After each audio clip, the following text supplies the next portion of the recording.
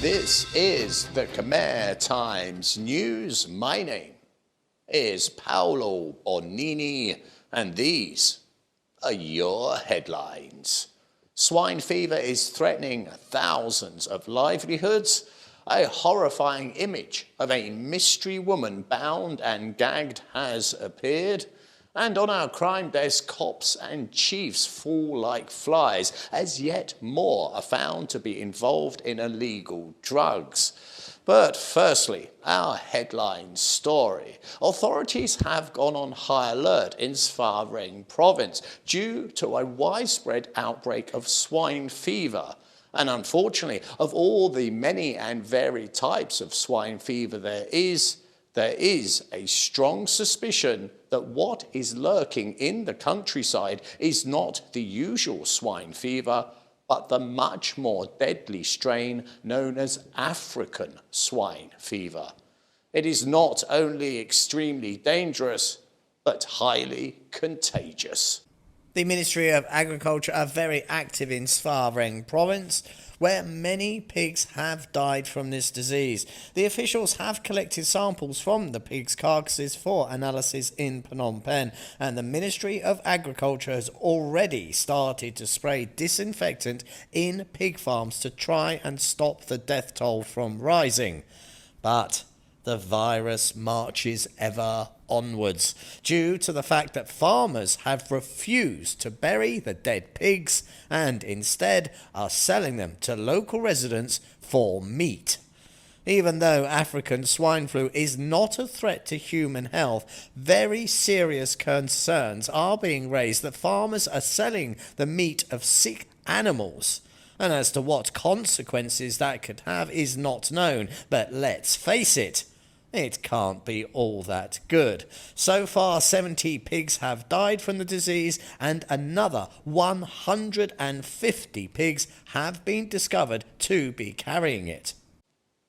Now, this strain of swine fever is worse than you may think and more deadly than you can imagine. And the consequences, if it gets into the food chain here in Cambodia, are truly frightening. Already, populations of wild pigs are crashing due to the spread of African swine fever, and the livelihoods of literally millions of people who depend on pigs is very much in the balance, with a fatality rate of almost 100%. African swine fever has ravaged Africa, and it is now sweeping across Europe and Asia. It is devastating domestic and wild pig populations globally. The impacts are especially significant in Southeast Asia. Now, to give you an idea as to how bad this could be, look at this chart. It shows you the meat demand for Cambodia back in 2017. It is the most recent I could find, and the date does not matter. What matters is the percentage of pork being consumed, and it is over half the nation's meat supply. And with Cambodia farming 3.5 million pigs, it could wreck a large section of the rural economy. Now, as we see in this next chart, nearly all the pigs are raised within the countryside. In fact, a staggering 88%. So, if this thing called African swine flu, with its almost 100% mortality rate, is not dealt with, millions of people will suffer. And those affected will be rural farmers who will see not only their pigs devastated, but also their lives. Here is a case that will terrify you. It is, without doubt, the spookiest crime story I have ever reported on.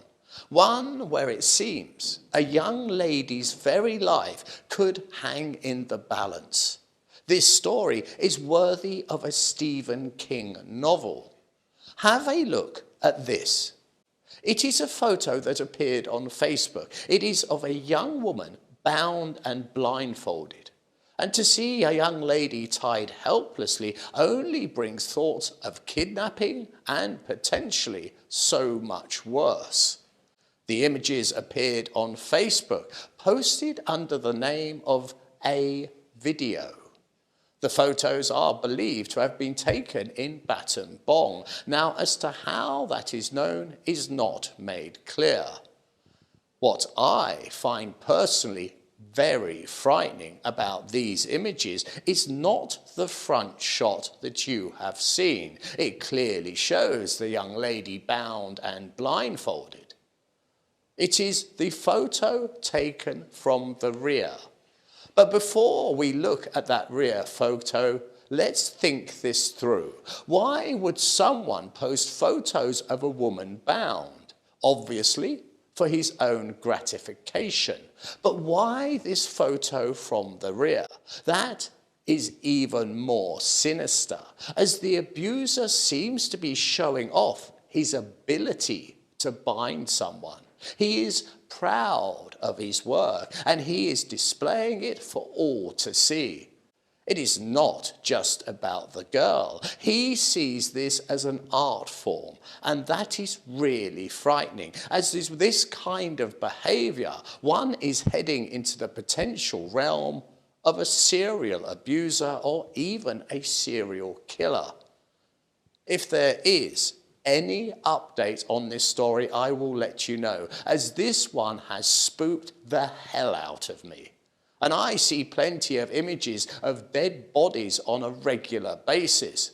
But these photos, they send a chill down my spine.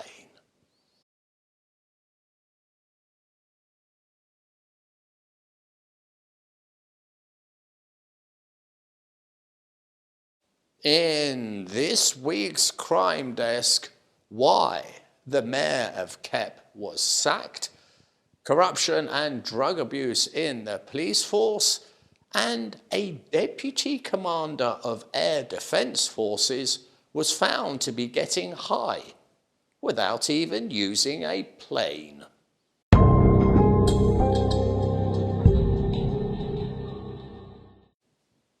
Now, do you recall last week the mayor of Kep was fired from his position? Well, this week we do have an update. It has now been disclosed he was sacked because he was found to be involved with corruption as well as money laundering. The former mayor was removed from his post by the Prime Minister himself, and the PM said the mayor of Kep had used his post to commit acts that harm the state and its citizens. This decision is based on clear evidence from the anti-corruption unit's recent investigation. The PM also added, "I hope that all government officials will adhere to the law." Now, this is an ongoing theme. It seems very clear to me that the PM is going in really heavy on corruption, and rightly so, as it does ruin entire nations. This policy to tidy up those in authority is only amplified with our next batch of stories. For there is also this guy who has been sacked over abuse of authority. The Ministry of Interior dismissed this Lieutenant Colonel, who just happens to be the Deputy Director of the Anti-Drug Office in Tabong Kum Province. He was, in fact, the Deputy Director of the entire Anti-Drug Office. And this was no slap on the hand punishment. With immediate effect, his salary and benefits were terminated and he was fired. It seems he was selling senior positions within the police force. A woman had named him on social media, saying that he had taken two payments, one of $9,000 and another of $10,000 from a man named Kim Hong, with the promise that he would get him employment as a police officer in Kandal province. However, The senior officer took the $19,000 bribe and did absolutely nothing. The complainant added that others had mortgaged their homes and their land to raise money to pay bribes to secure positions within the police force. On this occasion, it was just not a one-off case. But it turns out now that when the light of truth shone on this officer, he was fired. And now it is he that is looking for employment. And it is not just corrupt officials being axed with the cold blade of justice, but also police officers involved with drugs yet again, as this week more officers have been busted after testing positive for illegal drugs. The Ministry of Interior has dismissed 5 prison officers this time due to drug abuse. The 5 dismissed officers include, quite incredibly, the Deputy Director of Prison Security, as well as an officer from Correctional Centre 1, 2 officers from Kandal Prison, an officer at Bante Minche Prison. A ministry spokesman said to date, more than 80 national police officers have been subjected to disciplinary action, and of that, 40 officers were found to be involved in drug trafficking. And there will be more drug testing, as next in line is national police officers. But as to when that testing will begin is not known at current. This again endorses the message from the PM that says officers of the law are not the law itself, and therefore all officers that break the law are not immune. They break the law, they will be punished.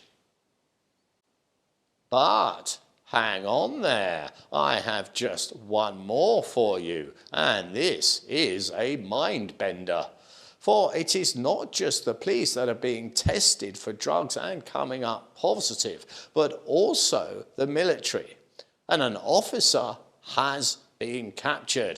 Quite incredibly, a deputy commander of a naval base has been fired for not only drug abuse, but also drug trafficking. He was the deputy commander of the Air Defence Force at the large naval base in Sihanouk province. Now, that naval base is really important. You may well know it as the base that has caused so much controversy on the global stage due to Chinese warships docking there. And that has caused many nations to be seriously concerned as to the role of Ream Naval Base and global stability within the region. So this guy was not behind a desk in some dusty office. He was a commander in an extremely important and sensitive position. But now, like all the others, he will be looking for a new job. Our final story this week is also rather amazing. Well, it is to me, and I want to ask you a quiz question to kick off this segment. Here is your question. What did Cambodia export that was valued at $900 million last year? Now, have a think, and keep in mind that is close as dang it to $1 billion. So, what was exported? That was nearly $1 billion? Well, would you believe me when I tell you it's bicycles? Cambodia exported $900 million in bicycles in 2022. Latest figures show, and more incredibly, Cambodia is one of the largest exporters of bicycles in the whole world, after China, the Netherlands and Germany. Quite simply, the kingdom is world class with bicycles. Cambodia earned $900 million from the exported bicycles, which is a huge huge increase of 43% on last year. Now that's $631 million upwards. Target markets for Cambodia's bicycle exports include the United States, Germany, the United Kingdom, Japan, China, and an awful lot of them do go to the EU.